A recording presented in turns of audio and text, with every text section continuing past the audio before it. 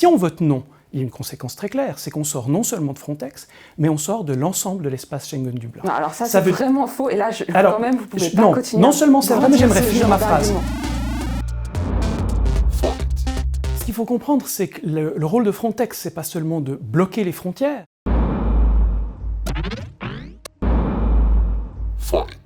C'est de vérifier surtout qui passe, d'aider les personnes qui méritent de passer, c'est-à-dire soit qui ont une autorisation, un visa, un passeport en règle, soit qui sont des réfugiés, et à l'inverse de lutter contre la criminalité transfrontalière, contre les bandes de passeurs et contre tout ce genre de choses. Concrètement, Frontex a contacté les gardes nationales, notamment grecques, pour leur signaler des personnes en exil, pour les remettre sur des bateaux, les laisser dériver, couler, mourir dans la Méditerranée. Donc c'est tout sauf examiner une demande d'asile, ça.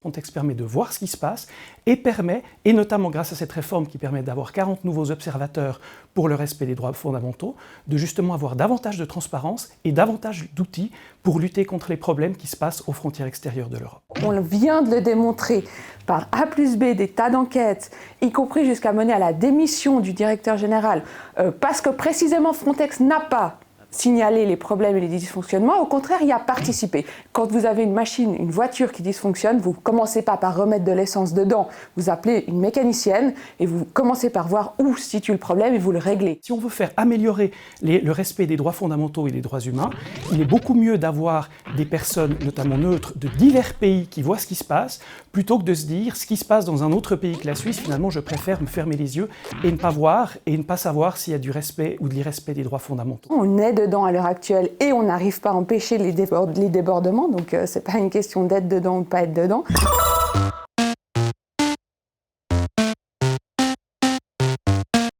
Voter non le 15 mai, c'est arrêter les collaborations entre les polices suisses et les polices européennes, c'est arrêter la possibilité de voyager librement en Europe sans contrôle systématique aux frontières, et c'est arrêter la collaboration sous l'égide de l'accord Dublin qui permet justement d'avoir une politique cohérente au niveau européen de gestion des réfugiés, plutôt que ce que chacun fasse ses petites choses séparément et ce qu'on ait des demandes d'asile dans tous les pays d'Europe. C'est vraiment faux de A à Z ce que vous dites. On entend avant tout remettre une discussion en place avec le Parlement européen. C'est ça qui va se passer, c'est ça qui se passe systématiquement quand on refuse ce genre de votation. On ne sort pas automatiquement de Schengen, c'est faux. Le Parlement européen a lui-même gelé une partie du budget de Frontex ces derniers temps, précisément parce qu'il n'avait pas la garantie des droits humains. Prétendre qu'on serait seul, la Suisse, à s'opposer à ça et qu'on menacerait notre position dans Schengen-Dublin, c'est vraiment un mensonge. Frontex est responsable de violations des droits humains graves à l'encontre des personnes en exil qui arrivent aujourd'hui en Europe. C'est prouvé, démontré et ça a conduit à la démission du directeur général de l'agence ces derniers jours.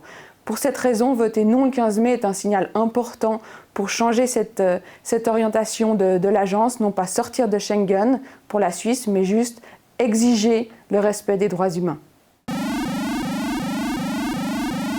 Le 15 mai, nous devons répondre à des questions sérieuses. Est-ce que nous voulons continuer à avoir une collaboration entre les polices suisses et les polices européennes pour assurer notre sécurité? Est-ce que nous voulons continuer à faire partie de l'espace Schengen et donc de pouvoir voyager librement en Europe? Est-ce que nous voulons continuer à agir au sein de l'agence Frontex pour lutter pour le respect des droits fondamentaux et des droits humains? Voter oui, c'est répondre oui à toutes ces questions. Voter non, c'est sortir et ne plus avoir de moyens d'action.